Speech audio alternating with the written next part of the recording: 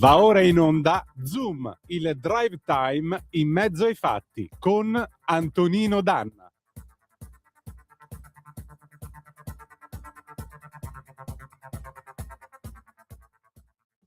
Mia moglie ha delle amiche che si sono avvicinate a lei per renderle più piena la giornata, lottano contro dei problemi dell'umanità, sembra che tutte le cose siano colpa mia.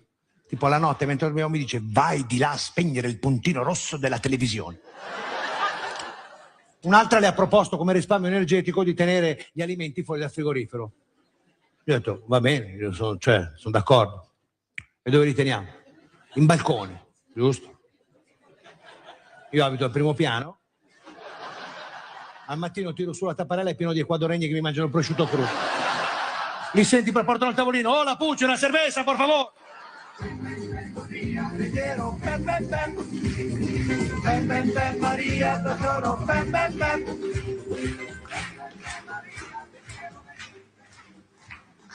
Se tu esci una sera, vai alla ricerca per distrarti dell'amico quello single, c'è in tutte le compagnie, quello abbronzato tutto l'anno, quello che ogni volta che lo chiami, come va?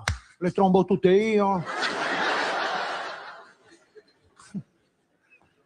Ti porta in discoteca, la discoteca è cambiata. Una volta si andava alle 10:30, adesso alle 10:30 devi andare a dormire perché si va all'una. Io ero sdraiato nel letto con la giacca e la camicia, ho guardato tutta, c'è posta per te della De Filippi, era sabato. Addirittura quando si apriva la busta piangevo: brava Maria, brava! Figuratevi con quale entusiasmo sono andato in discoteca. Vai al bar, ti accorgi di come sono cambiate le discoteche. I baristi erano italiani. Come ti chiami tu? Franco, tu? Andrea, ciao. Cosa bevi? Coca-Cola, ghiaccio. Ghiaccio? Perfetto, ghiaccio. Limone? Perfetto, limone. Adesso i baristi, sono tutti questi ragazzini con le bottiglie, li vedi, hanno tutti dei nomi. Come ti chiami tu? Frank. Tu? Tex. Tu? Mix. Tu? Tex. E dove sei? Lissone. Ma vattene a fanculo, vediamo. Hai cambiato il modo di bere, devi urlare, dici: vabbè, fammi una tequila, bim bim bim bim bim bim. Tu? Che pirosca? Con la cacciassa? Cazzo ne so, mettigliela, poi vediamo. Tu cosa bevi? Non sto bene, fammi una tachipirigna della Bayer, faccio una bella sudata, poi a dormire. Mia moglie ha delle amiche che si sono avvicinate a lei. Buonasera Antonino, a te la linea. Buonasera a te, cara Natalia, buona settimana e buon lavoro. Amiche e amici miei, ma non dall'avventura, quello che avete appena ascoltato è una parte dello spettacolo 100% Pucci, del comico Andrea Pucci, il fascista, il porco, l'omofobo, il sessista, quello che fa schifo, perché questa è la cortina di insulti e di fumo che gli è stata buttata addosso e che l'ha costretto, addirittura ci sono state delle minacce, ha detto, lo ha costretto a desistere dalla partecipazione al Festival di Sanremo. Ecco, io ho voluto mandare in onda questo frammento del suo spettacolo, non ho il piacere di conoscere Andrea Pucci. Una cosa la voglio dire, lui paga semplicemente il fatto di essersi esposto politicamente, di aver detto apertamente, serenamente di essere un uomo di destra, di essere un conservatore, e conseguentemente questo lo ha messo nella lista nera dei cattivi.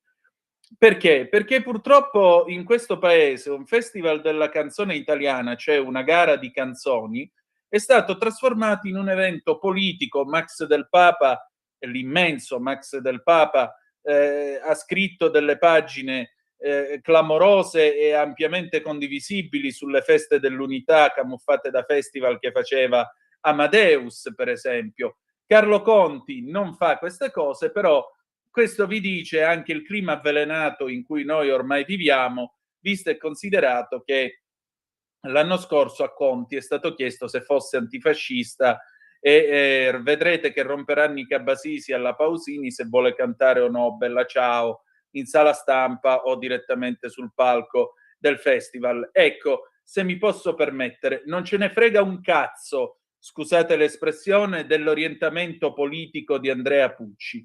Non ce ne frega un cazzo di quello che lui vota, e già che ci siamo, se fosse salito sul palco lo avremmo ascoltato per quello che è un comico che racconta in maniera molto sarcastica e graffiante un'Italia di seconda classe, quella che non c'è nei sondaggi delle grandi riviste, quella che non ha la puzza sotto il naso. Andrea Pucci ha l'immenso merito di raccontare mogli esigenti, mariti che non ne possono più, suocere che i generi accopperebbero volentieri, perché in fondo è l'ironia su tutta una serie di cose che fanno parte della famiglia italiana, fanno parte del costume italiano. Questa roba qua non è né fascista né le idiozie che avete sentito, semplicemente è satira. E vedete, chi fa questi discorsi e chi accusa Pucci di essere un omofobo e tutta quella roba lì è semplicemente gente che non ha capito una cosa. Primo, l'ironia, che è ridere con gli altri, è un uso intelligente della propria intelligenza. Secondo, la satira, che è ridere contro gli altri o contro qualcosa, è un uso ancora più intelligente della propria intelligenza. Non sono stati in grado di capirlo.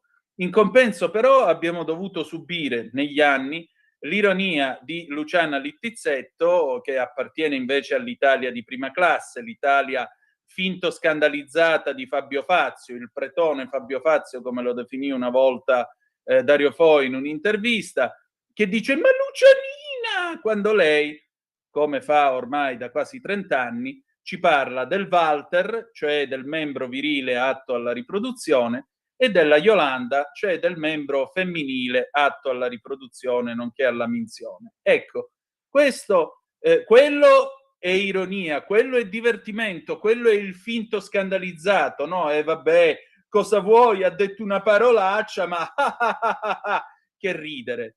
Invece Pucci, che come avete sentito fa questo genere di satira sociale, la vogliamo chiamare così, satira di costume quantomeno, ecco, è diventato il nemico pubblico numero uno. E questo vi dimostra il livello di cazzate a cui questo paese è arrivato, il livello di woke che ha avvelenato il dibattito culturale, sociale, persino una gara di canzoni, quale è Sanremo, e che francamente lascia il tempo che trova. Io Sanremo me lo guardo lo stesso, non sono uno di quei radical chic snob che dicono: ah no, non me ne frega niente, e poi lo guardano tutti quanti. Mi dispiace che non ci possa essere l'ironia di quest'Italia di seconda classe cui apparteniamo tutti noi, e siamo orgogliosi di appartenere a quest'Italia di seconda classe, perché è l'Italia più vera. Non è quell'Italia artefatta che fa finta di essere vera e che poi però i poveri a Capalbio non li vuole e non vuole nemmeno gli immigrati, già che ci siamo. Bene, siccome noi con queste ipocrisie non abbiamo a che fare, permettete, voglio salutare Andrea Pucci da questa trasmissione, credo che molti di voi saranno d'accordo con me. 340-670-9659, se volete mandare le vostre zappe o WhatsApp, amiche e amici miei, ma non dall'avventura, buonasera, siete sulle magiche onde di Radio Libertà, questo è Zoom, il drive time in mezzo ai fatti, io sono Antonino Danna, questa è la puntata numero 1129 di oggi, lunedì 9 di febbraio 2026, cominciamo la nostra trasmissione, vi ricordo, date il sangue, in ospedale serve sempre, salverete vite umane, chi salva una vita umana salva il mondo intero, secondo appello radiolibertà.net, fesso, chi non lo legge perché vi perdete un bellissimo giornale online dove ci sono i liberamente del direttore responsabile Giovanni Sallusti, gli auto da fè di Giulio Cainarca, la rassegna stampa di Sammy Varin, videopillole e molta altra bella roba ancora. E poi 0292947222 se volete intervenire per telefono quando ve lo dirò io. Ecco, ci siamo persi appresso alle cazzate montate attorno al Festival di Sanremo e ribadiamo la nostra solidarietà ad Andrea Pucci, ma la notizia del giorno è che se n'è andata una grande mente, un grande scienziato, un uomo che ha illustrato non poco l'Italia e segnatamente il meridione d'Italia, Antonino Zichichi. Antonino Zichichi, che ha portato a Erice i più grandi scienziati della seconda metà del XX secolo. Ne cito uno, Amaldi, tanto per dire, discendente dei ragazzi di via Panisperna. Ecco, o Dirac, per esempio. Ecco, gente così, un uomo così se n'è andato in punta di piedi con molta dignità, un uomo che ha saputo coniugare la fede e la scienza, un uomo che ha ricevuto gli ingiusti frizzi, lazzi e cachinni di un tale matematico impertinente, Pier Giorgio Di Freddi, il quale, trovandosi facendo, è anche quello che l'altra settimana diceva che l'Ayatollah Khamenei è come il Papa, il che vi dimostra che forse è meglio si occupi di numeri. Comunque, al di là di questo, io lo voglio salutare. Antonino Zichichi è stata una mente che ha reso molto popolare la scienza, che ha spiegato in maniera popolare e chiara la scienza.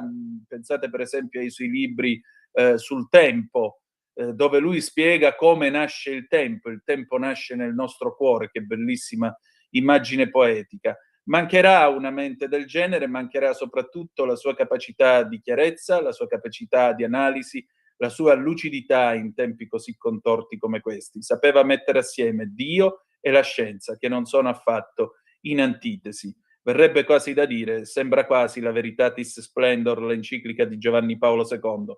Ma adesso arriva l'implacabile Pierluigi Magnaschi e a seguire il Qui Parlamento con l'onorevole Alberto Gusmeroli sul DDL per piccole e medie imprese. Vai pure, Natalia.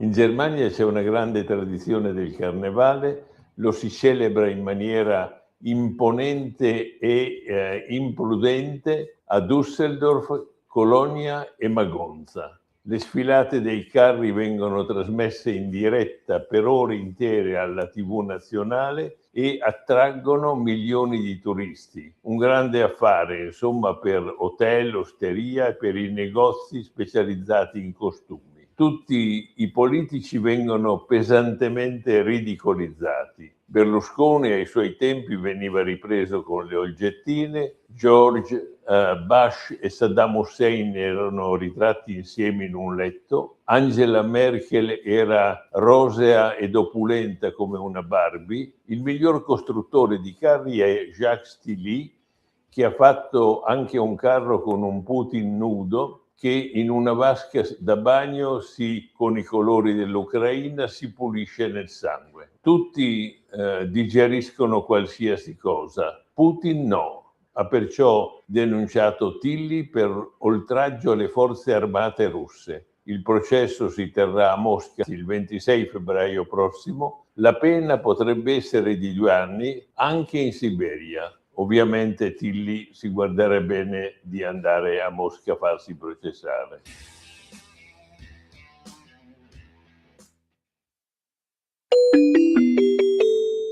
Qui Parlamento. Grazie Presidente, onorevoli colleghe e colleghi. Perché è importante questa legge sulle piccole e medie imprese?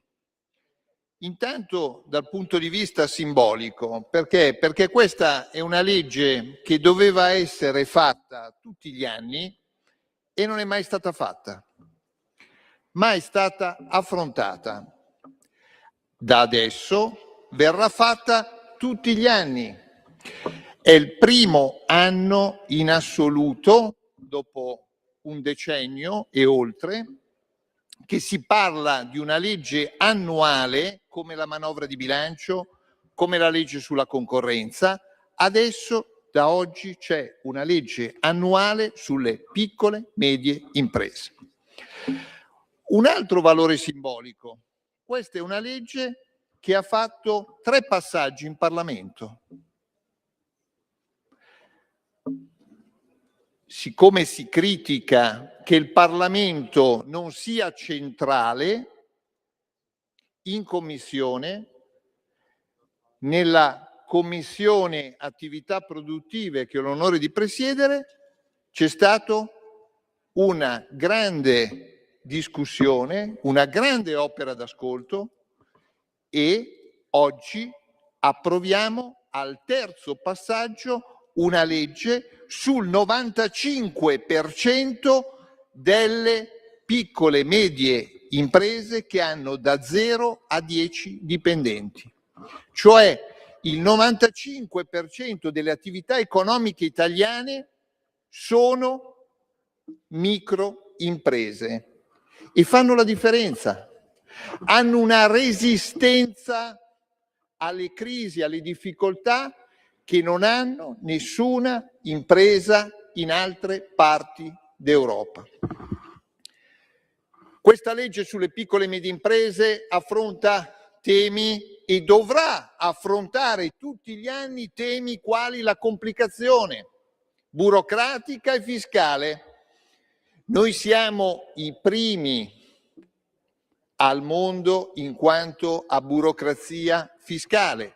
Si stanno facendo passi avanti, altri ne dovremo fare, però io ho ascoltato alcuni interventi con grande attenzione delle minoranze, però quel Stefano che è stato evocato da una minoranza e che al 27 fa fatica a pagare gli stipendi, fa fatica anche a pagare le imposte arretrate, e quando qui dovevamo approvare la rateizzazione lunga per non colpevolizzare chi dichiara le imposte e non riesce a pagarle, queste stesse minoranze che invocano l'aiuto a Stefano si sono sottratte. Hanno parlato di un condono che condono non è, ma che loro in passato hanno ampiamente votato, in certi casi condoni veri come il rientro del denaro dall'estero, non l'aiuto a chi ha dichiarato e non è riuscito a pagare. Allora ricordiamoci, quando evochiamo l'aiuto alle piccole e medie imprese, bisogna essere presenti sempre, non quando si è all'opposizione, ci si sottrae e si invoca qualcosa che non è. Perché? Perché molte imprese hanno problemi di liquidità e fanno fatica proprio per pagare le banche, per pagare i fornitori, per pagare i dipendenti, non riescono a pagare i contributi e le tasse che hanno regolarmente dichiarato. Non sono evasori e non sono condoni, ricordiamocelo bene. Altra cosa importante, questo provvedimento, siamo d'accordo, non è un provvedimento epocale, ma è un primo passaggio, e ogni anno il mondo delle piccole e medie imprese vedrà un'attenzione che non ha mai avuto in passato. Sono imprese che trasformano idee in laboratori, trasformano i talenti in mestieri, e la politica deve stargli vicino, e si sta vicino anche con la semplificazione, si sta vicino con la riforma del Confidi che è dentro in questa legge delle piccole e medie imprese, perché quando si parla di accesso al credito non c'è solo il credito bancario, c'è il credito bancario insieme alle garanzie dei Confidi, e questo è molto importante, anche se ci sono poche risorse. La riforma dei Confidi porta grandi risorse alle piccole e medie imprese perché le aiuta nei momenti di difficoltà e nei momenti in cui devono fare gli investimenti, e gli investimenti fanno crescita economica. Negli interventi precedenti ho sentito che non c'è un intervento, non ci sono interventi anche in manovra di bilancio sulla crescita economica, che sono tutti interventi stile austerity e che porteranno alla recessione. Bene, io voglio ricordare che in questo momento, con tutte le difficoltà del caso che non si devono nascondere, con tutti gli aiuti che bisogna anche ampliare, però ricordiamoci che abbiamo un'inflazione sotto la media europea, che abbiamo il tasso di disoccupazione più basso degli ultimi anni, siamo al 5,6%, abbiamo il tasso di occupazione molto elevato, abbiamo tassi di interesse che proprio aiutano il mondo delle piccole medie imprese, quel mondo che vedrà un'attenzione rinnovata ogni anno da parte di questo Parlamento. Allora, cosa dobbiamo fare? Dobbiamo sicuramente aiutare il mondo delle piccole e medie imprese a ampliare i mercati, dobbiamo aiutare il mondo delle piccole e medie imprese non, come ho sentito anche qua, ad aggregarsi, a diventare grandi. Perché? Perché la loro caratteristica, la loro resilienza è proprio il fatto che siano piccole, medie imprese. Ecco perché come Lega convintamente votiamo questo provvedimento. Perché? Perché come oggi mettiamo un punto fermo sulla riforma dei confidi, sulla riforma dell'artigianato, abbiamo un anno e ogni anno per focalizzare tutti i bisogni del mondo delle piccole e medie imprese, che fanno il 30% del PIL, che fanno la crescita economica, che fanno la differenza sui mercati, che riescono a subire e affrontare con rinnovato impegno anche crisi che vengono determinate dall'esterno. Prima si è parlato dell'automotive, pensiamo ai disastri di certe decisioni col voto di molti qui parlamentari in Europa per le decisioni europee sull'automotive. Ricordiamocelo quando invochiamo quello che è stato fatto o non è stato fatto. Ricordiamocelo cosa votavamo quando l'automotive sono fatte delle scelte che hanno messo in crisi, insieme ad altre problematiche, un settore che è stato strutturalmente motore di crescita economica per l'Italia e per l'Europa. La Lega voterà convintamente questo provvedimento. Grazie Presidente. Grazie onorevole. Qui Parlamento. Lo amiamo perché ci offre sempre le cose più buone e naturali. Linea Alberto Acerbis. Problemi respiratori, tosse, raffreddore, tosse secca, tosse grassa. Abbiamo il prodotto che ti può aiutare. Bronco Free, la soluzione bevibile alla bava di lumaca, timo, verbena, altea, papavero e marrubio.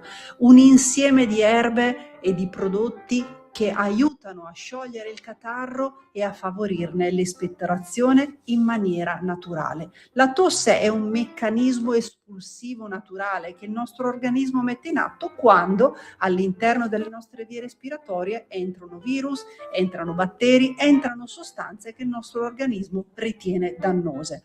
Come fare per calmare la tosse? Bisogna sciogliere il catarro e favorirne l'espettorazione attraverso un mucolitico naturale. La bava di lumaca, infatti, attraverso gli enzimi litici in essa contenuti, aiuta a sciogliere appunto il catarro e aiuta la sua espulsione. Abbiamo un'offerta straordinaria per voi stamattina. Se dite ascolto Radio Libertà e chiamate lo 030 68 40 408, 3 flaconi di Bronco Free a 59 euro, e se dite ascolto Radio Libertà voi non pagate le spese di trasporto e in più avete uno splendido omaggio. Chiamate adesso 030 68 40 408.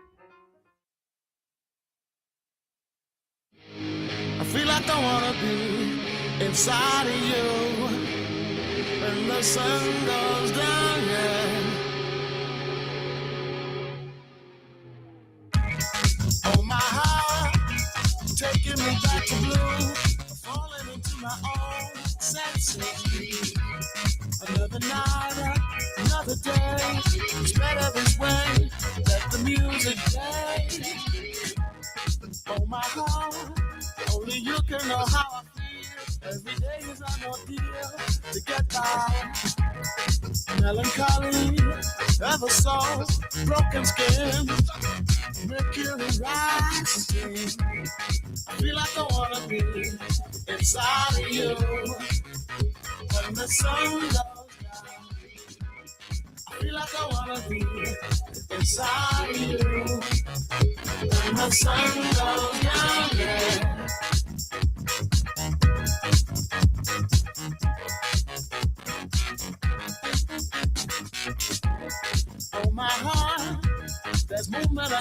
tracks. Hope it's a playback. Alright. Lucky me, lucky you. They've given us a 2-minute warning. Oh my heart, changing the way I feel, changing the way I feel. Step forward. Everybody around the world understand what makes a child a man. Yes, God. I feel like I wanna be inside of you. When the sun goes down, as long as I'm gonna be around you. When the sun goes down, yeah.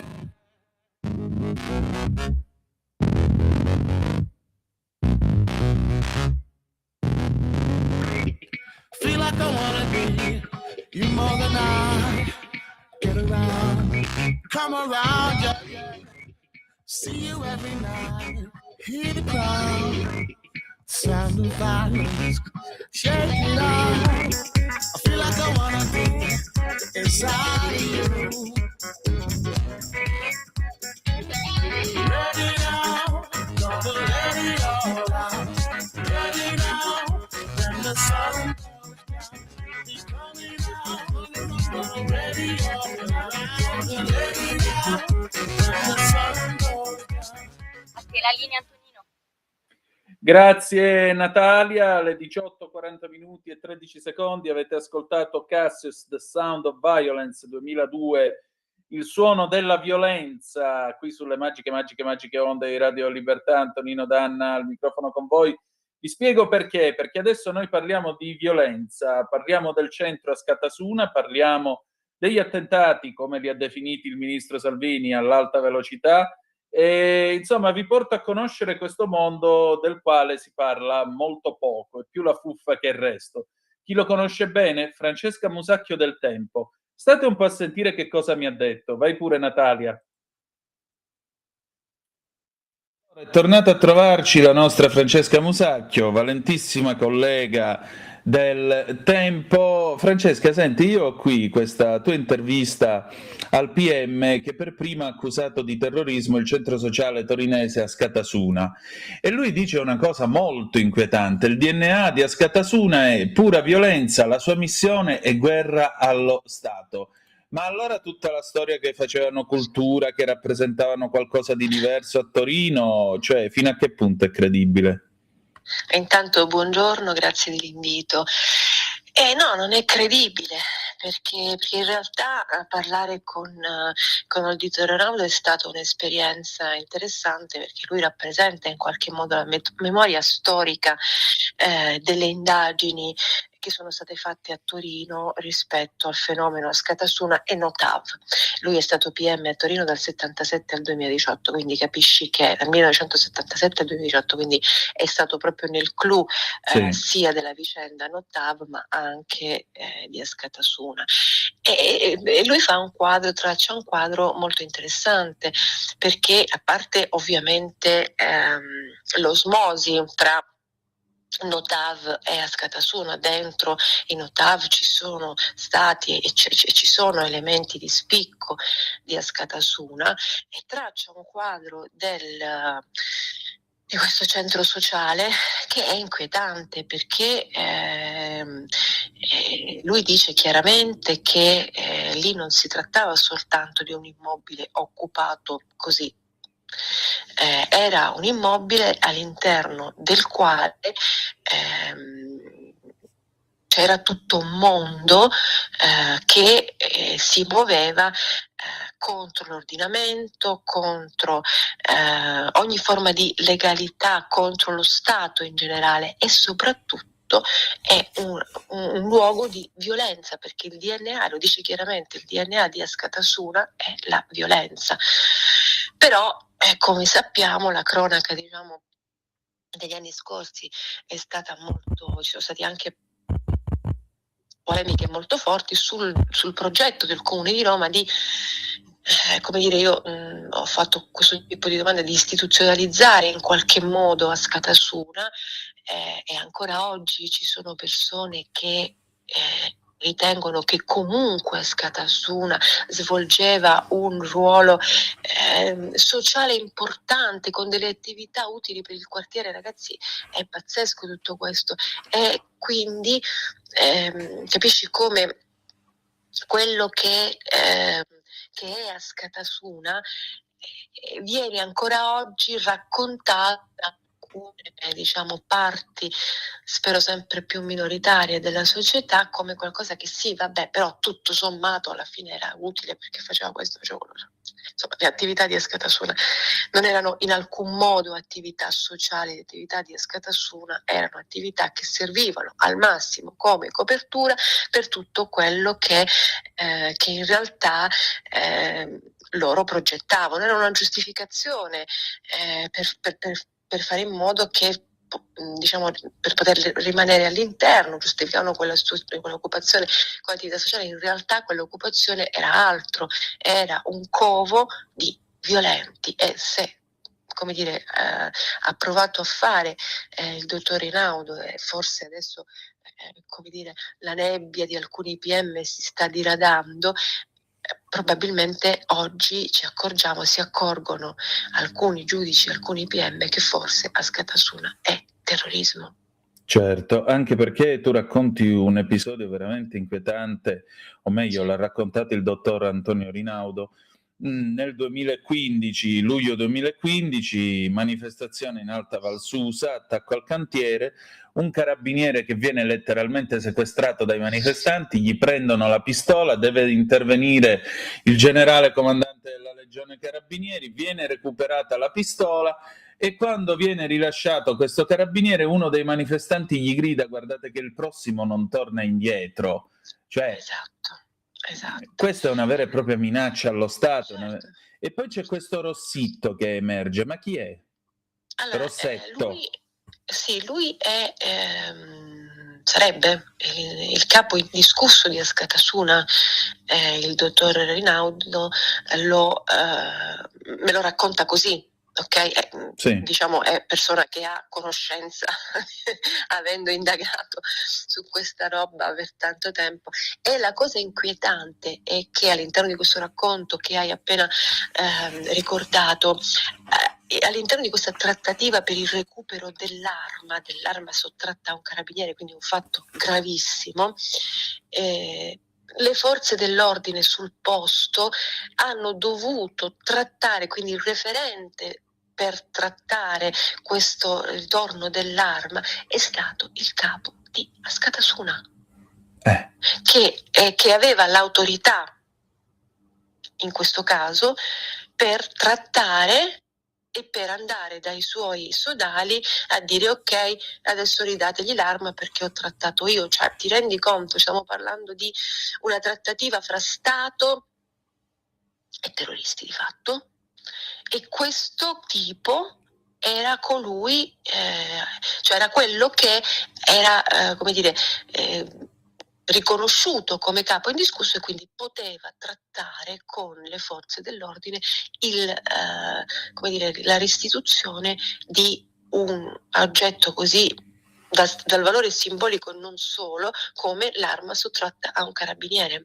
E poi quando finalmente l'arma è tornata, insomma, quando hanno liberato anche il carabiniere, lui racconta, insomma, e lo ricorda molto bene, insomma, che questo gruppo, uno del gruppo di manifestanti che tenevano il carabiniere, quindi già lì, diciamo, il suo carceriere era comunque un elemento di spicco, anche questo di Askatasuna, perché altrimenti non avrebbe potuto occuparsi della custodia del carabiniere. Lo rilascia e urla: e ricordatevi che il prossimo non torna indietro.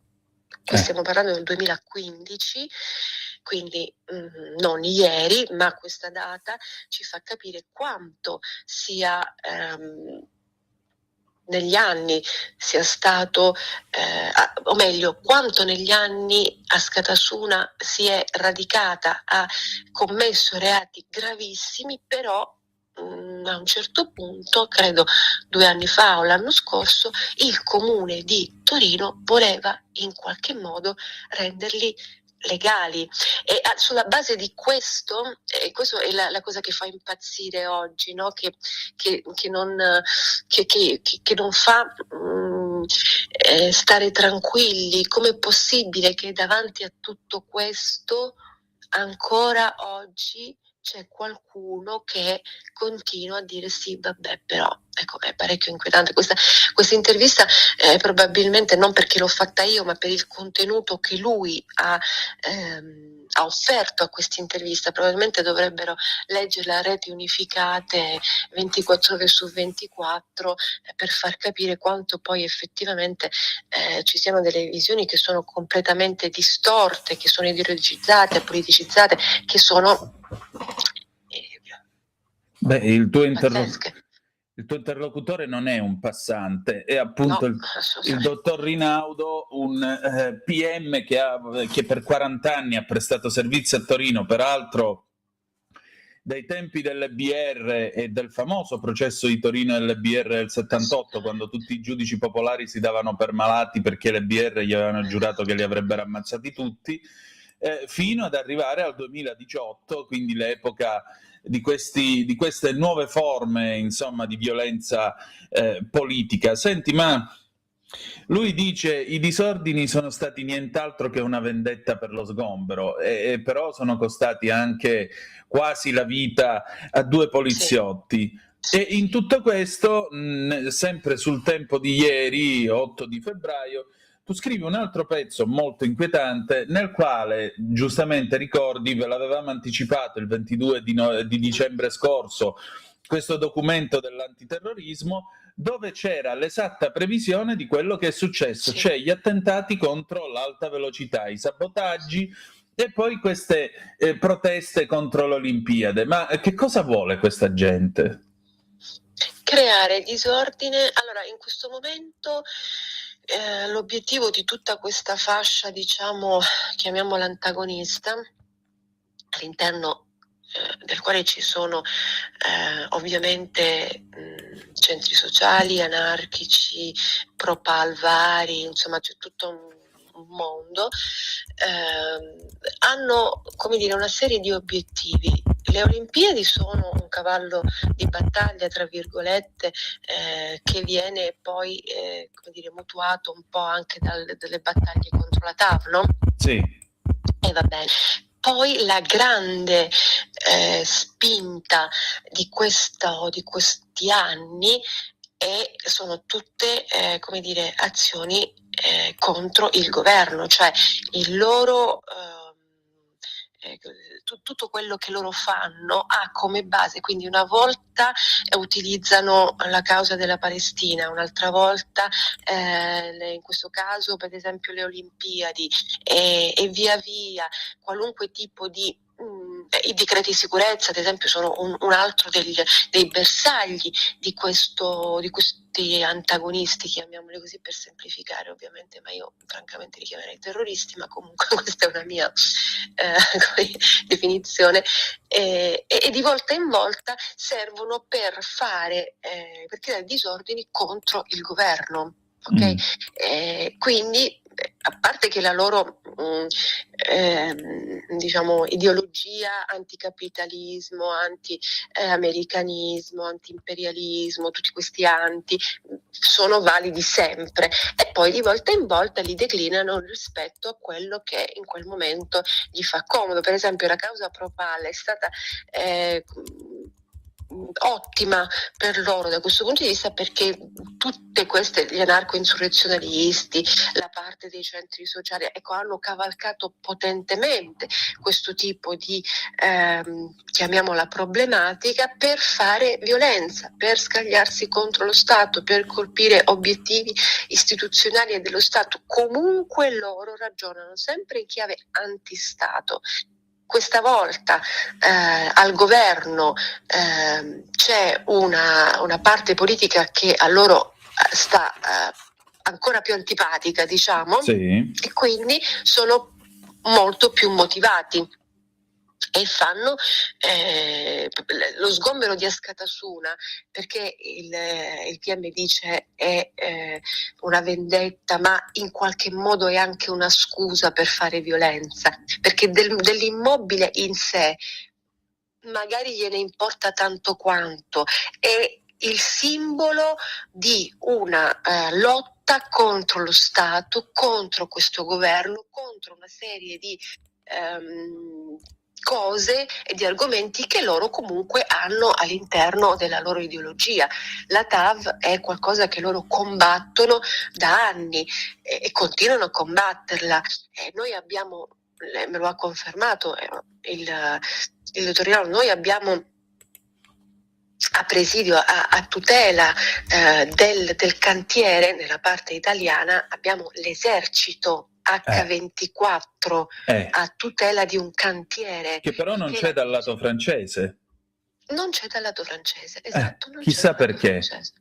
Chissà perché, non lo so, è una domanda alla quale poi magari rispondere. Sì, dalla parte francese credo ci sia un custode che apre e chiude un cancello neanche estremamente rinforzato, apre la mattina e chiude la sera, insomma, ecco. Un normalissimo, banale cantiere, come tanti se ne vedono. Mancano solo gli Umarell, solo perché è in montagna. Esatto. Però, Francesca, al di là delle battute, che però non sono battute perché sono la dimostrazione della situazione grave che c'è su questo versante italiano e segnatamente anche a Torino, la domanda successiva è: ma questi qui chi li arma? Soprattutto chi li finanzia? Chi c'è dietro? Perché io non credo che questi siano diciamo così, dei senza macchie e senza paura che hanno deciso di fare i cavalieri di Ventura, scusa la rima. No, assolutamente. Allora, proprio oggi sul Tempo entro nel dettaglio di questa vicenda. In realtà loro non hanno finanziatori occulti o comunque grandi finanziatori, ma hanno dalla loro che cosa? Hanno un'organizzazione prima individuale e poi collettiva, di gruppo, quindi si autofinanziano perché loro sono convinti di questa roba qui, quindi si addestrano quasi militarmente, non in strutture militari, ma si addestrano in palestre vere e proprie che sono ad uso e consumo solo di chi aderisce, ad esempio, all'ideologia anarchica.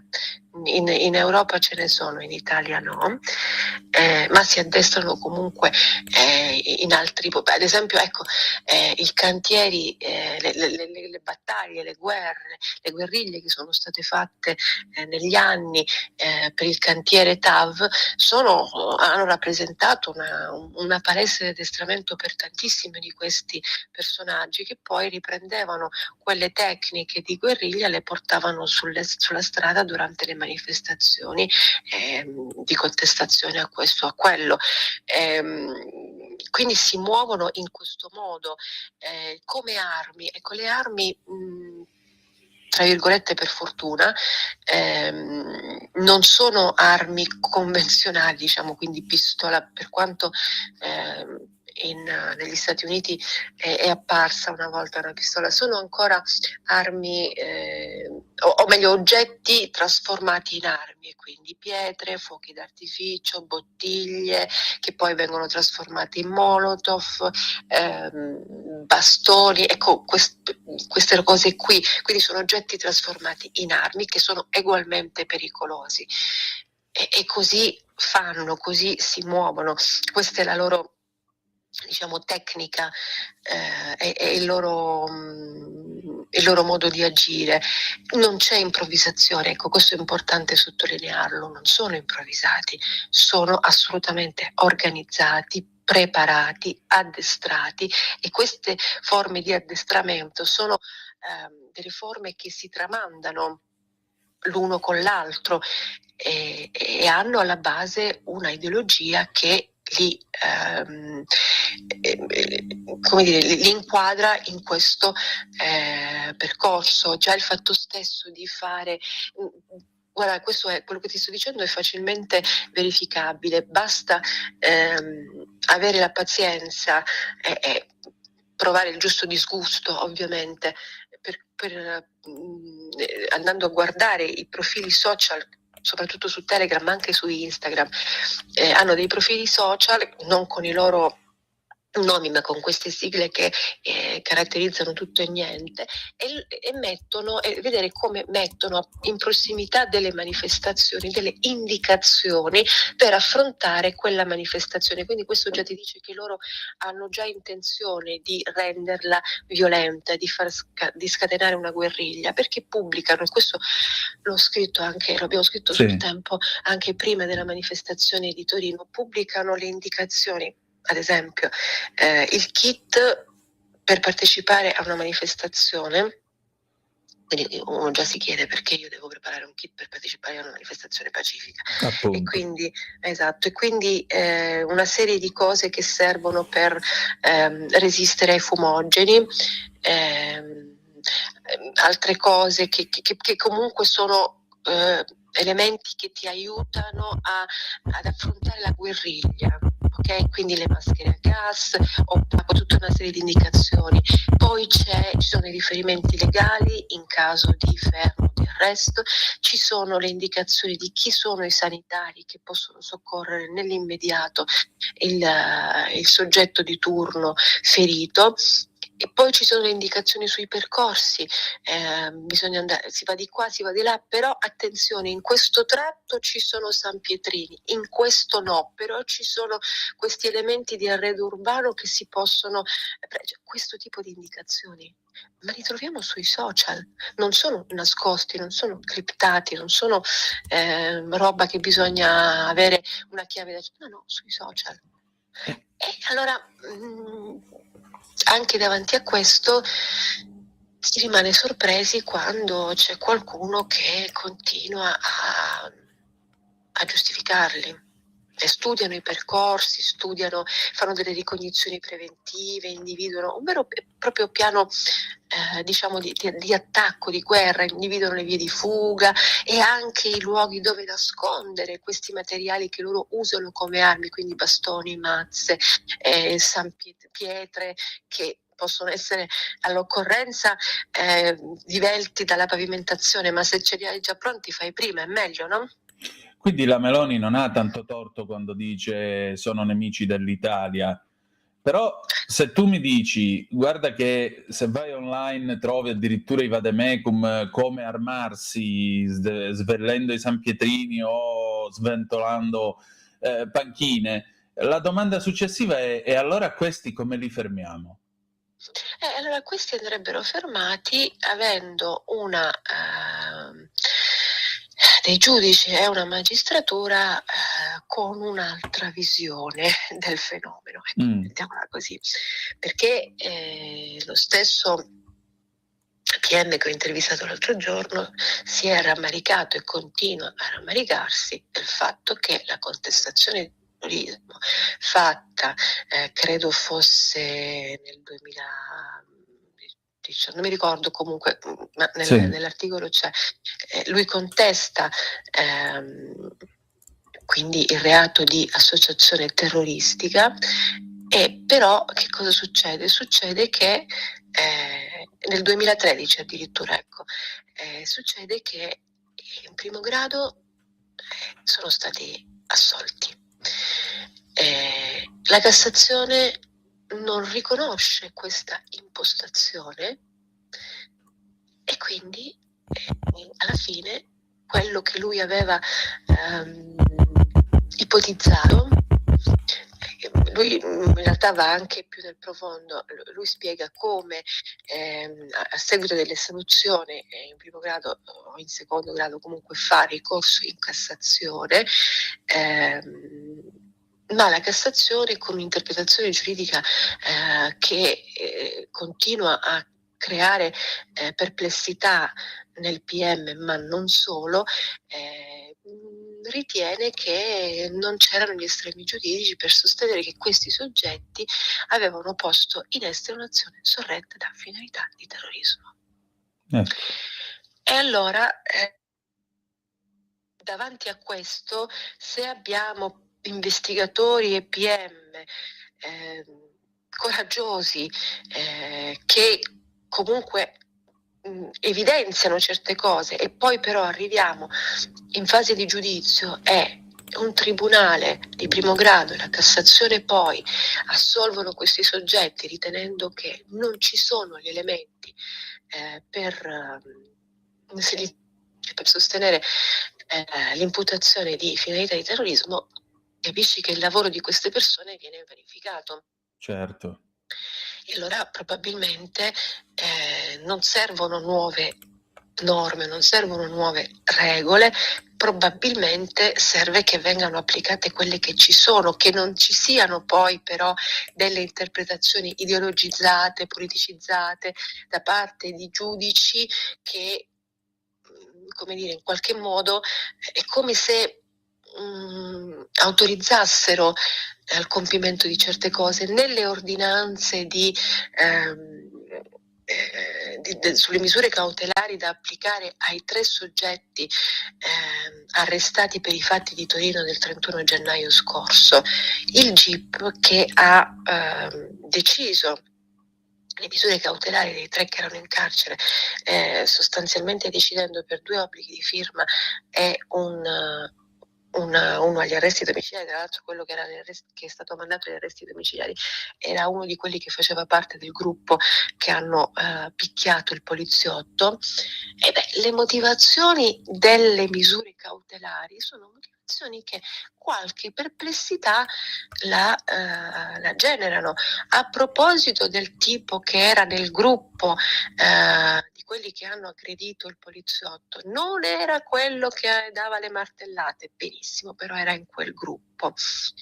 E il giudice a un certo punto scrive il giudice, che comunque gli attribuisce una ingenuità operativa, questi sono i termini, ingenuità operativa, proprio così lo scrive, perché lui indossava abiti sgargianti che ovviamente hanno consentito la facile identificazione. Capisci? Allora ci sorridiamo amaramente, va bene, ci sorridiamo, ma questo è quanto. Per uno dei 2 a cui ha dato l'obbligo di firma, il giudice scrive: sì, è vero, è stato visto mentre lanciava sassi, però siccome quei sassi poi alla fine non hanno colpito nessuno, quindi diciamo il valore della sua azione è ridimensionato. Ma così non andiamo da nessuna parte.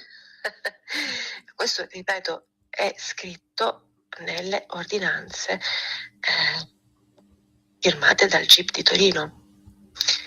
E pur riconoscendo, ecco la contraddizione, pur riconoscendo che in quella giornata c'è stata una guerriglia urbana violentissima, eccetera, eccetera, pur riconoscendo tutto questo, pur riconoscendo 3 misure cautelari, tu comunque nelle motivazioni dai delle giustificazioni per un altro agli arresti domiciliari. Il giudice scrive che comunque i domiciliari sono un ottimo deterrente alla reiterazione, non alla reiterazione, al fatto che poi in seguito, in futuro, potrà commettere ancora, come una funzione educativa, ecco. Incredibile. È incredibile, però è talmente incredibile che quando ho letto queste carte ho fatto fatica a pensare che fossero vere, e con il tempo ne abbiamo scritto nei giorni successivi, proprio evidenziando queste cose. Ora, io non sono un giudice, non sono un avvocato, non sono un magistrato, però l'italiano più o meno lo capisco, riesco a leggere, una comprensione del testo seppur minima ce l'ho, e non credo che quello che c'è scritto in questi atti sia esattamente utile o comunque che sia proprio in linea con quello che questi hanno fatto. Però dall'altra parte ci sono stati dei quotidiani che invece, come hanno letto queste ordinanze, le hanno lette in modo contrario, e cioè siccome ovviamente i 3 soggetti, 2 in particolare, quelli a cui hanno dato l'obbligo di firma, hanno reso delle dichiarazioni nelle quali dicono: ma io in realtà sì, ero lì, ma non ero proprio lì, mi sono trovato in mezzo, non volevo, gli avvocati hanno anche portato la dimostrazione che questo comunque fa delle attività sociali, eccetera, eccetera. E alcuni quotidiani l'hanno interpretato e il giudice non ha creduto a questi 3, non ha creduto quello che hanno detto, cioè, non erano poi che si sono trovati in mezzo, non gli ha creduto. Cosa avrebbe dovuto fare più di quello che ha fatto il giudice? Mandarli a casa con una pacca sulle spalle, però non lo fate più, questa volta è andata così, la prossima Cattivelli. Cattivelli. Sì. Dimmi. Sconcertante? Abbastanza, direi. Senti, ma per concludere, che cosa ci possiamo aspettare per i prossimi giorni? Ma guarda, allora, non credo, almeno da quello che è emerso, non credo che si fermeranno nelle contestazioni alle Olimpiadi, quindi è probabile che qualche altra azione verrà messa in campo. Di che genere non lo sappiamo, però abbiamo visto il sabotaggio alle linee ferroviarie, quindi questo è un elemento che ci aiuta a capire quale può essere il trend che seguiranno. Manifestazioni di piazza così come si sono tenute a Milano non sono in programma, ma questo non vuol dire che non possano essere fatte in qualunque momento, e quindi le Olimpiadi sono in questo momento il loro obiettivo. Poi ovviamente Askatasuna proverà a muoversi ancora sul terreno delle contestazioni per lo sgombero. Ovvio, non avendo dei carcerati veri e propri, non può andare sotto il carcere di turno a protestare, l'avrebbero già fatto chiedendo la liberazione dei compagni ingiustamente detenuti. Però aspettiamoci qualcosa quando si deciderà la sorte di questo che oggi è ai domiciliari, perché dovrà subire un processo prima o poi, quindi è possibile che qualcosa la faranno, però in questo momento diciamo che io terrei d'occhio le Olimpiadi, sì. E allora continueremo a tenerlo d'occhio, avremo modo di risentirci. Grazie. Assolutamente. Grazie a voi, buona continuazione. Ehi tu, non trovi più il segnale di Radio Libertà sulla tua radio DAB? Non disperarti, risintonizza! Sì, ma come? È facile, tasto menu, poi scegli il tasto corrispondente alla ricerca automatica dei canali, attendi qualche minuto e tutte le stazioni DAB della tua zona saranno disponibili.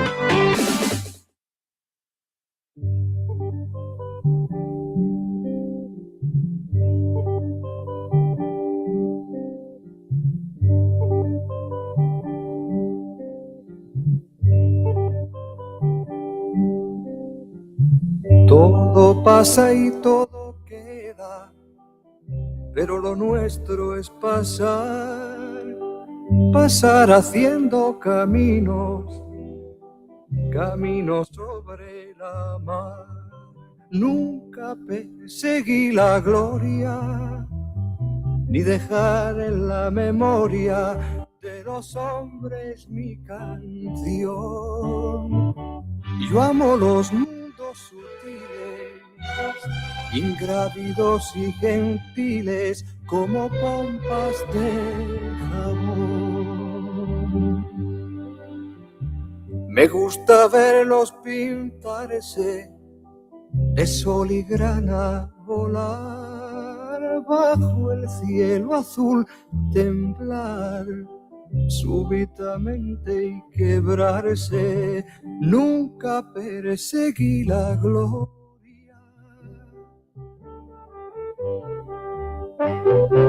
Caminante, son tus huellas el camino y nada más.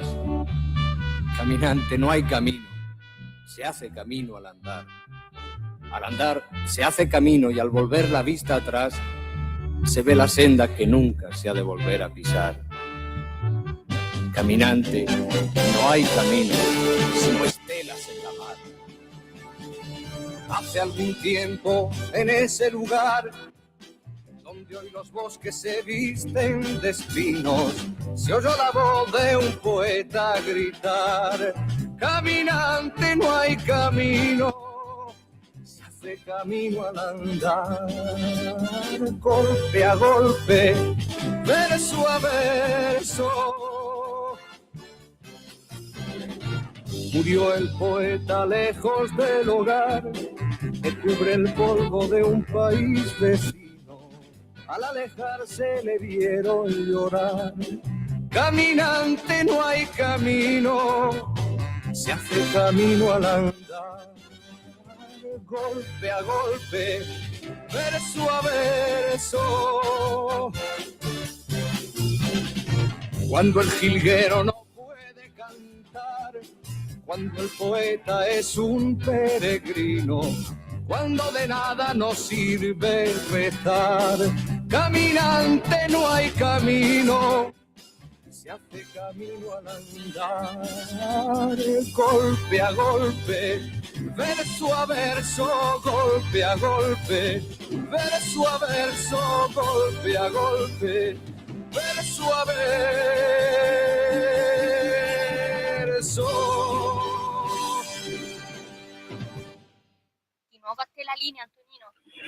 Grazie Natalia, alle 19:14 minuti e 47 secondi. Noi adesso, come avete appena sentito, questa è Cantares del 1969 di Juan Manuel Serrat.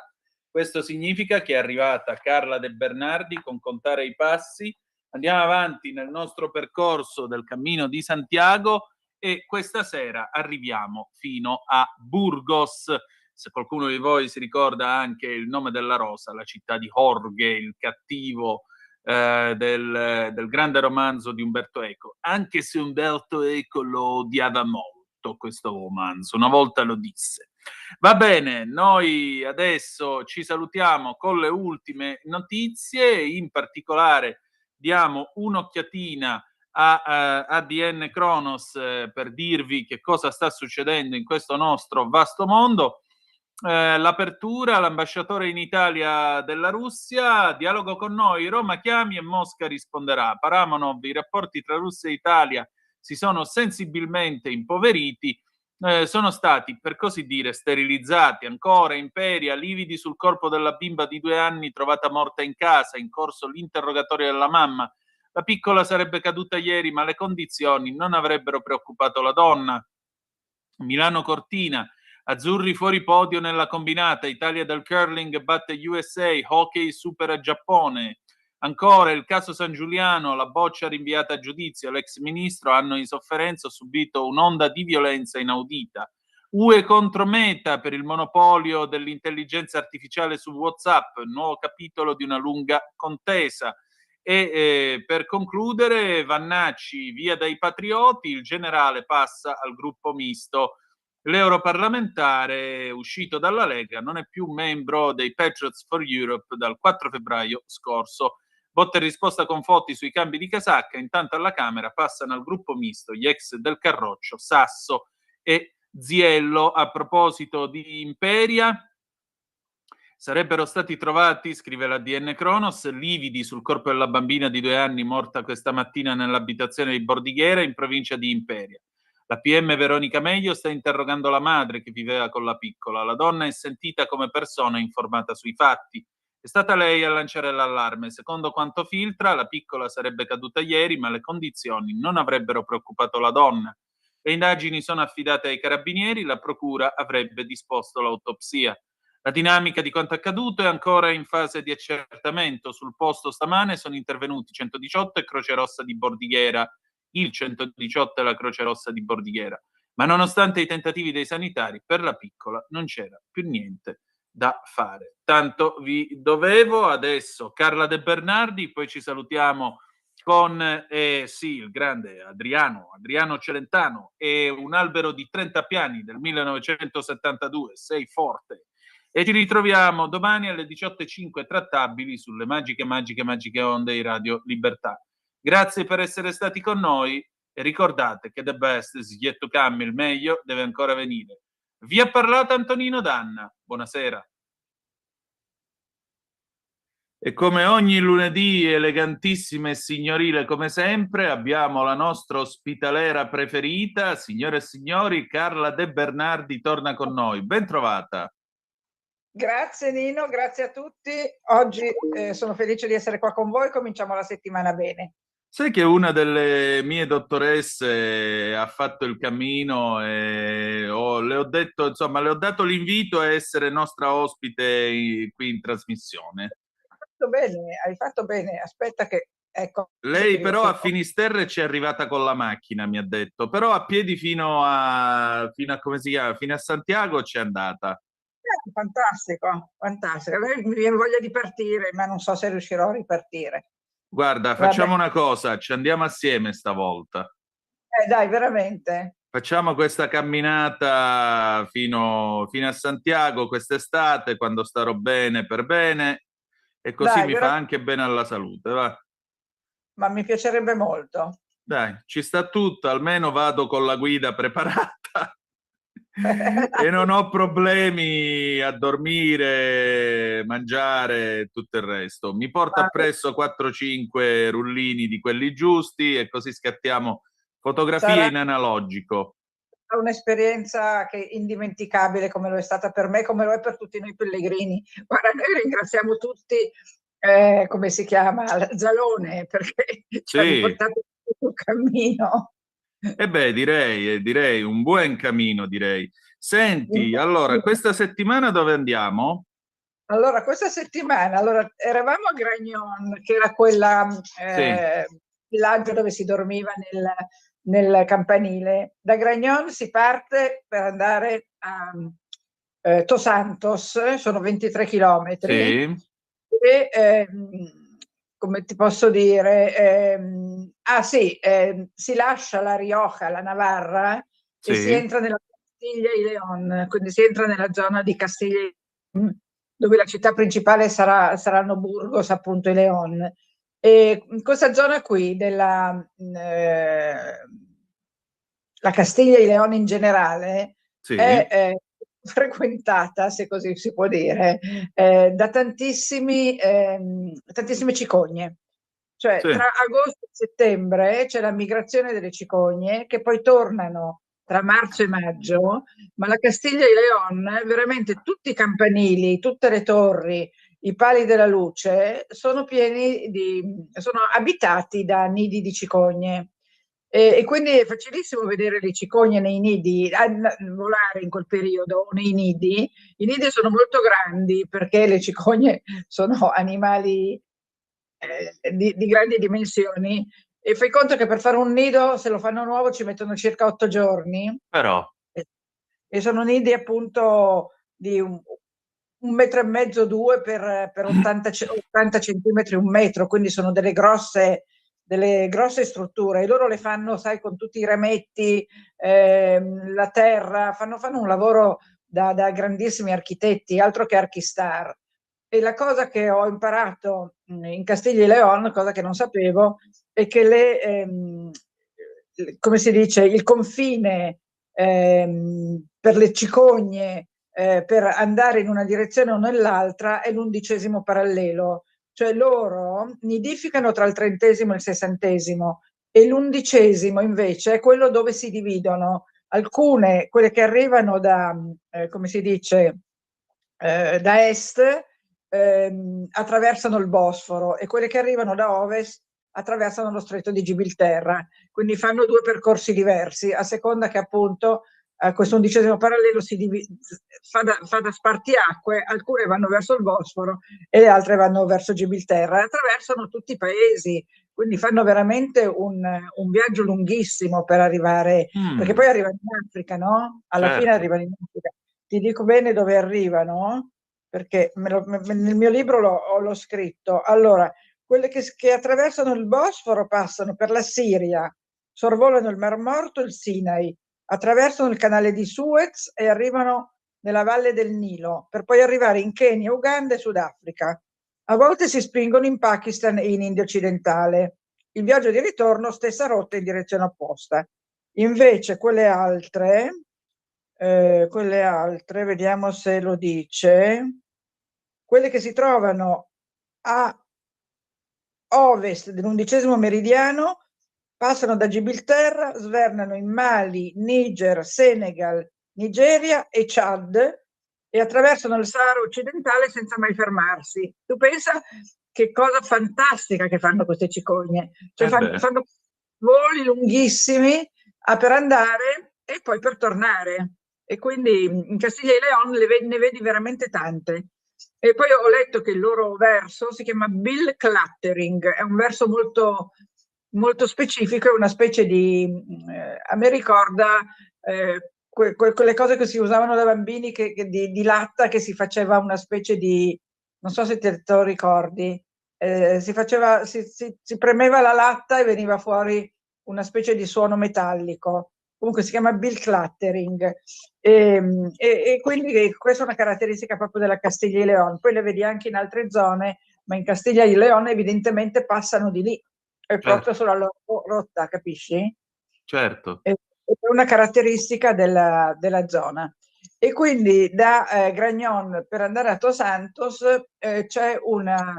intanto prima si fa una deviazione, se ci sono, per andare a trovare altri 2 hospitaleros molto famosi sul cammino, che si trovano a Viloria, che si chiamano Acasio e Orietta, che sono brasiliani, che hanno questo ostello da 30 anni, adesso dico 30, potrebbero essere 25 o 32, sono arrivati sul cammino decenni fa, hanno aperto questo ostello e sono ospitalissimi e sono famosi su tutto il cammino. Ti ricordi che l'altra volta abbiamo parlato dell'ultimo dei Templari, perché era morto, è quello che si trova sotto la Cruz de Hierro? E questi qui sono a Viloria, che è una piccola deviazione venendo fuori da Gragnon, e tutti ci passano. Io purtroppo ci sono passata, ma loro non c'erano, quindi non li ho potuti conoscere, però insomma sono molto molto famosi.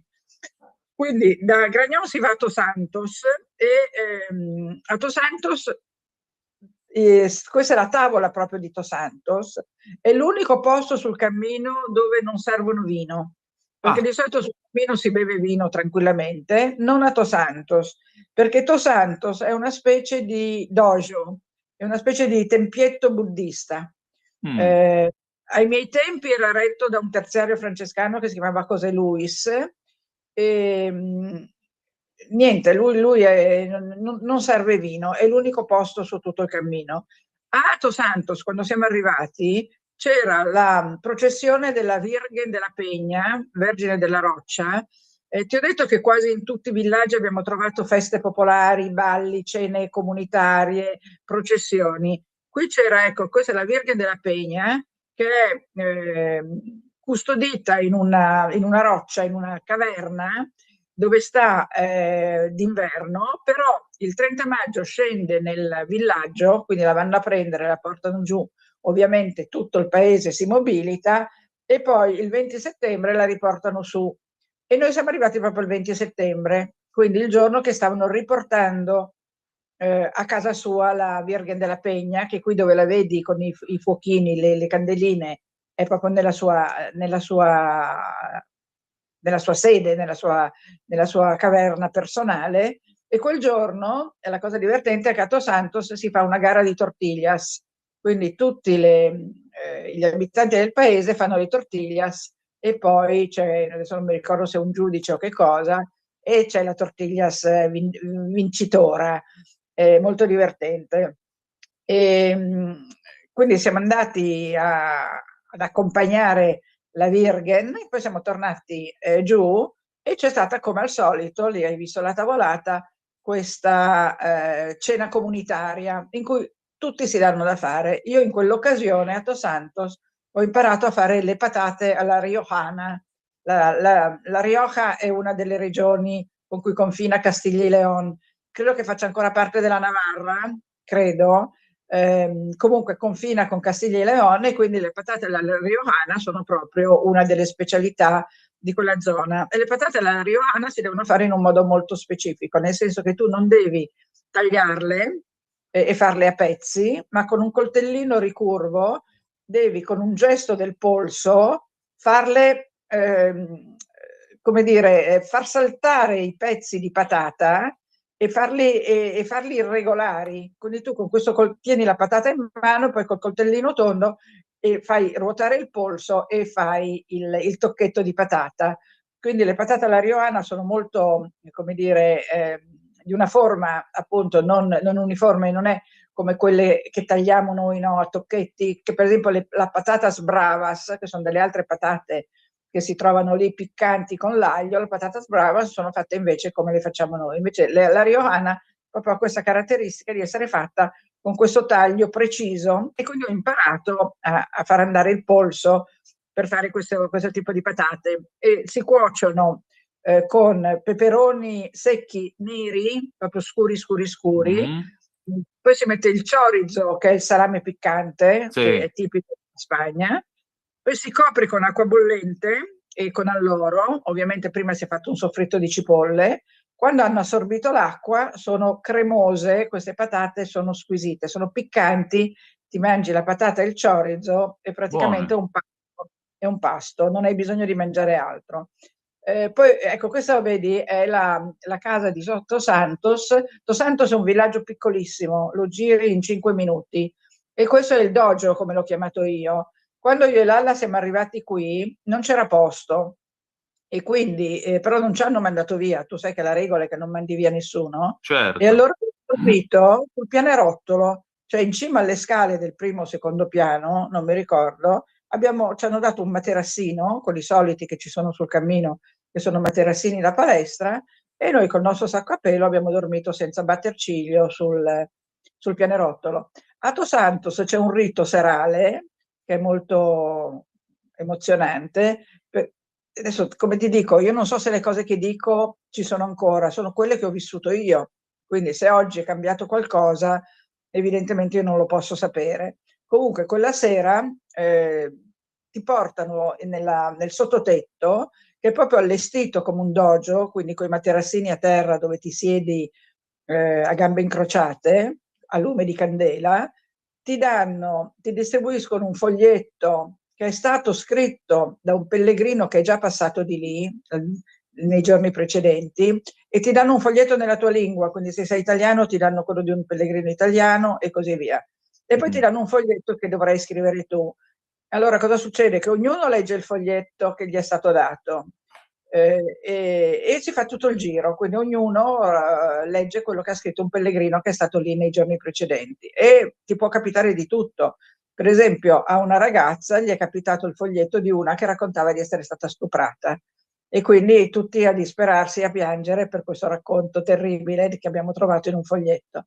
Poi finito il giro dei foglietti, tu scrivi il tuo, lo metti in una scatola, e i pellegrini del giorno dopo, perché questo succede di giorno in giorno ovviamente, i pellegrini del giorno dopo leggeranno il tuo foglietto e scriveranno il loro. E questo succede tutte le sere a Dos Santos. Ci sono parecchi riti di questo tipo sul cammino. Poi quando arriveremo a Bercianos, dove ho fatto l'ospitaliera, vi racconterò il rito che facevamo lì. Comunque non ti privi di nulla, per cui patata alla riojana, però con l'acqua in quel caso. E poi mi ricordo che a Dos Santos ci siamo messi tutti a cantare, e naturalmente ognuno canta nella sua lingua. Io e Lalla, stonatissimi, abbiamo cantato in italiano. Che avete cantato? Ma mi sembra una canzone napoletana, Metti o sole mio, perché quelle le conosciamo tutti, e quindi su Sole mio si sono buttati quasi tutti a cantarla, perché è una canzone talmente nota. Certo. Mi sembra un Sole mio, non ci giurerei, potrebbe essere stata anche Volare, perché sai, sono passati tanti anni, che sono le canzoni che tutti conoscono. Sai che l'altra sera Mariah Carey ha cantato Volare all'introduzione e quindi e poi abbiamo cantato in tutte le varie lingue. Poi siamo andati su nel dojo a fare questa cerimonia di come si dice, di esternazione, di condivisione, no? E quindi sì, l'ho chiamato dojo perché sì, il dojo è una specie di tempio, no, buddista. Il dojo è il luogo dove si segue la via del Buddha. Io per tanti anni ho fatto meditazione zen con un mio maestro che purtroppo non c'è più, e andavamo nel suo dojo, e chi diciamo è illuminato ma sceglie di restare al servizio della società e quindi di mettersi a disposizione della gente, si chiama Bodhisattva. Quindi non è un Buddha, il Buddha è quello che ha l'illuminazione, ma come no, il Buddha ebbe l'illuminazione sotto il famoso albero dove meditò per anni e anni e anni, ma chi ha l'illuminazione buddista ma decide di rimanere al servizio della società si chiama Bodhisattva. E questo José Luis, il terziario francescano che gestiva all'epoca Dos Santos, era sicuramente un Bodhisattva. Che vuol dire essere, quindi persona, essere dell'illuminazione proprio. E quindi Dos Santos è stata un'esperienza mistica. Lo era stata anche Gragnon, dormire sotto la campana, e qui invece abbiamo avuto un'esperienza di tipo spirituale legata appunto al buddismo e alla presenza di questo terziario francescano. Quindi era stata anche Dos Santos una tappa molto molto emozionante. E poi c'erano delle scritte, sai, degli aforismi sulle pareti, e ce n'erano tanti anche abbastanza conosciuti, ma ce n'erano due che mi piacevano molto.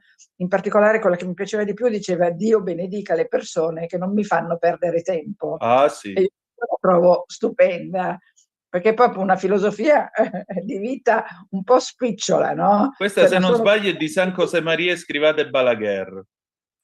Cosa? Questa frase dovrebbe essere di San Josemaria Escrivá de Balaguer, il fondatore dell'Opus Dei. Fondatore dell'Opus Dei, ecco, quindi un tipaccio mica da poco. E io la trovo stupenda questa frase: Dio benedica le persone, che poi era in spagnolo, sì. Dio bendica, eccetera, eccetera. Tu lo sai come si dice in spagnolo, e che non mi fanno perdere tempo. Io questa la trovo meravigliosa. Dopodiché la mattina dopo siamo partiti da Dos Santos e siamo andati a Agüez, 20 chilometri. La precedente erano 23 chilometri. Dopo Dos Santos c'è un'alta salita che si chiama l'Alto della Pedraia, sali a 1150 metri, e però quando hai finito questa salita cominci a scendere e c'è una cosa che ti spacca il cuore, che è il monastero di San Juan de Ortega. Mi sembra di averti mandato qualcosa di San Juan. Eccolo qui. Questo è il capitello, ma non c'è anche l'immagine del santuario? Sì, te l'ho mandato. Sì, eccolo qui. Allora, vedi? Questa è la piazza. Io mi ricordo che proprio lì a sinistra c'era un baretto, non so se c'è ancora, dove ci siamo fermati a mangiare, eccetera. Abbiamo visitato la chiesa di San Juan de Ortega, che è chiarissima, di pietra molto chiara, vedi? Anche tutto il paese, adesso non so che tipo di pietra sia, ma è una pietra molto, molto chiara e molto calda. E San Juan de Ortega è il luogo dove nel 1477 la regina Isabella, la cattolica, andò, perché non riusciva a rimanere incinta, e andò a pregare per avere dei bambini. E era una vecchissima chiesa quando lei arrivò, piccola, ma però si sapeva che era una chiesa dedicata alla fertilità, quindi lei va lì, prega, e l'anno dopo nascono il principe Juan e la principessa Juana, e quindi lei fa ingrandire enormemente il santuario di San Juan de Ortega, che è molto grande e molto bello, dove si verifica ogni 21 marzo e ogni 21 settembre, quindi agli equinozi, sì, agli equinozi di primavera e di autunno, si verifica l'illuminazione del capitello, cioè da un foro nel soffitto un raggio di luce illumina il capitello che tu prima hai fatto vedere. Sì. Fallo vedere di nuovo il capitello. Ecco, eccolo qui. Che si chiama il capitello dell'Annunciazione. Ecco, il 21 marzo a mezzogiorno, mi pare, adesso l'orario esatto non me lo ricordo, o forse sia a mezzogiorno che alla sera, forse 2 volte, questo particolare non me lo ricordo, ma comunque questo raggio di sole illumina il capitello dell'Annunciazione il giorno dell'equinozio. Tu sai che equinozio vuol dire che il giorno e la notte hanno la stessa durata, no? E quindi equinozio di primavera e equinozio e noi eravamo arrivati, per fortuna, il 21 di settembre. Ti ho detto che avevamo questa caratteristica di arrivare sempre quando succedeva cosa. E quindi abbiamo visto questo fenomeno, che tra l'altro tu che sei un conoscitore profondo per la tua esperienza del Duomo di Milano, sai bene che anche al Duomo c'è un foro che lascia passare Sì, un al raggio. Duomo c'è l'orologio solare, c'è questo buco che è stato fatto, che è sulla terrazza sul lato se voi guardate il Duomo sulla facciata, il buco è in alto sul lato destro, naturalmente Esatto. non è visibile dalla piazza, si vede dalle terrazze. Ogni giorno un raggio di sole a mezzogiorno colpisce questa sbarra dorata che è per terra sul pavimento del Duomo.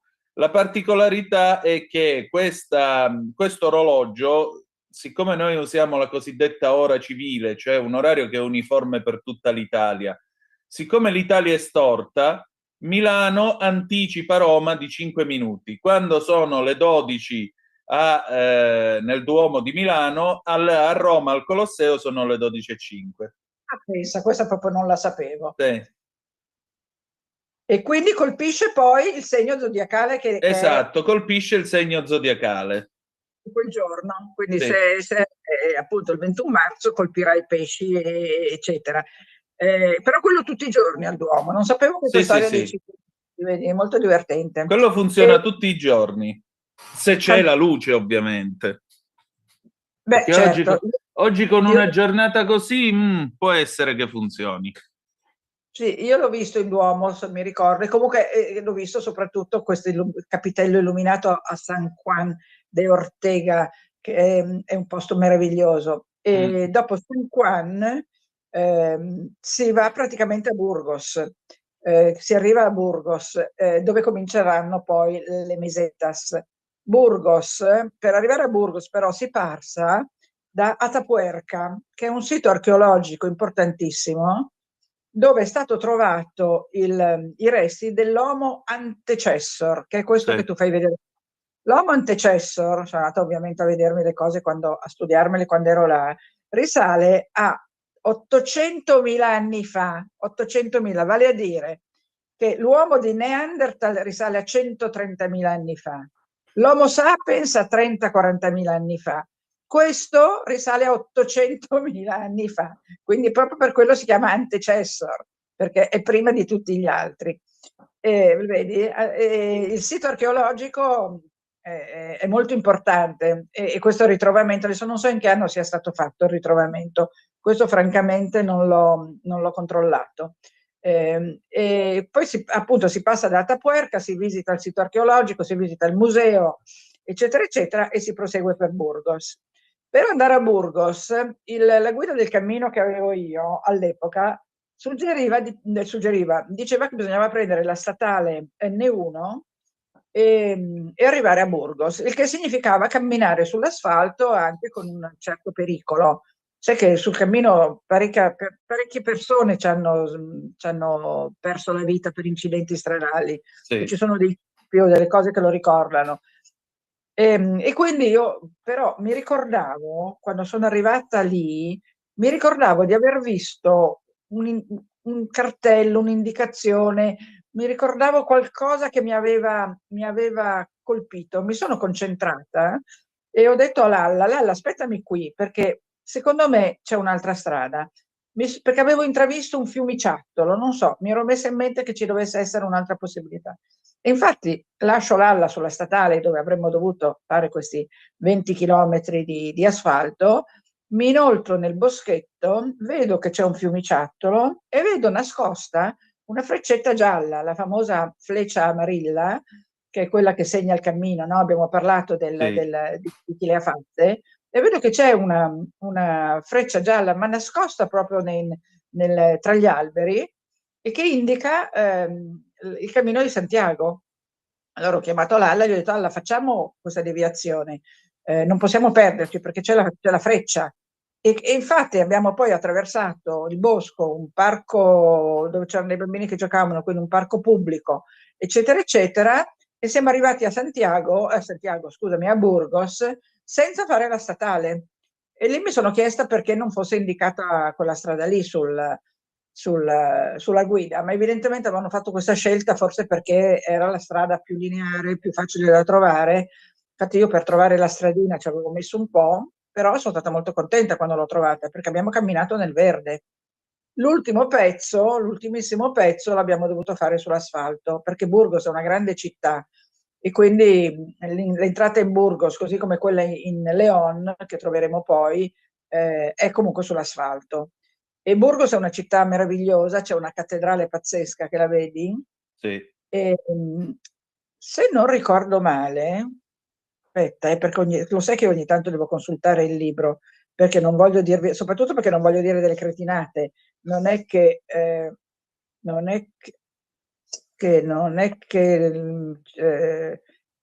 allora, se non ricordo male, adesso te lo dico. Esatto. Nella cattedrale di Burgos c'è la tomba di El Cid Campeador. Sai chi è El Cid? È stato uno degli eroi della storia nazionale spagnola. Rodrigo de Vivar, figura leggendaria della Reconquista spagnola.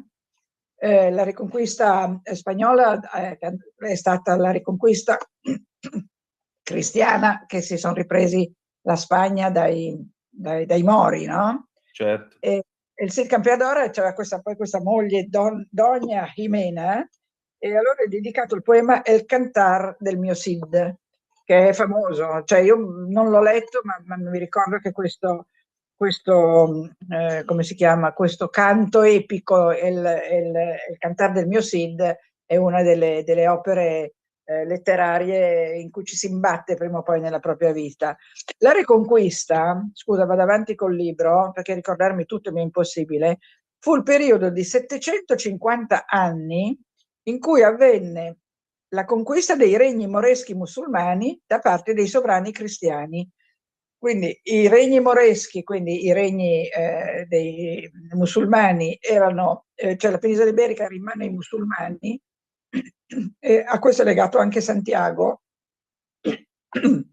e la Riconquista è quando i sovrani cattolici si riprendono la Spagna, e il suo culmine è il 2 gennaio 1492, data non da poco, il 1492, perché sappiamo che è la data della scoperta dell'America, no? Perché la Riconquista avviene sotto il regno di Ferdinando e Isabella. Sì, i cattolici. Che sono re cattolici. Loro espulsero l'ultimo dei governanti moreschi, che si chiamava Boabdil di Granada, e riunificarono la Spagna. Il Cantar del mio Cid è formato da 3733 versi di un autore anonimo e risale a circa il 1140. Vediamo se c'è. È composto da 3 cantares, 3 canzoni: la canzone dell'esilio, il Cantar del destierro, la canzone delle nozze, il Cantar de las bodas, e la canzone dell'oltraggio di Corpes, il Cantar della afrenta de Corpes. Narrazione ambientata nella metà del XI secolo. E vabbè, non ti sto a raccontare tutta la storia Comunque il Cid alla fine conquista le terre e restituisce le terre ai re spagnoli. E quindi siamo arrivati alla fine della nostra passeggiata o abbiamo ancora tempo? Direi che siamo alla fine, Carla. Allora ci fermiamo a Burgos, perché così la settimana prossima ripartiamo da Burgos, dove da Burgos l'ultima cosa che ti dico è che la prima cosa che abbiamo fatto, arrivando stanche e affamate, è stato informarci di dove andare a mangiare, e tutti i pellegrini, tutti, vanno a mangiare da Morito. Morito è una trattoria di Burgos che è famosa per il sanguinaccio che si chiama la morsilla e per le famose patatas bravas che ti dicevo prima, le patate piccanti. E tutti i pellegrini vanno da Morito, quindi ti devi mettere lì in coda e pazientemente aspettare che si liberi un posto. Molto bene. Allora Carla, io ti voglio ringraziare come ogni lunedì e al piacere di ritrovarci tra 168 ore. Esatto, mi ha fatto piacere divagare sulla come si chiama, sulla gastronomia e sulla letteratura spagnola dell'antichità. Benissimo. Allora, grazie tante. domenica. Grazie.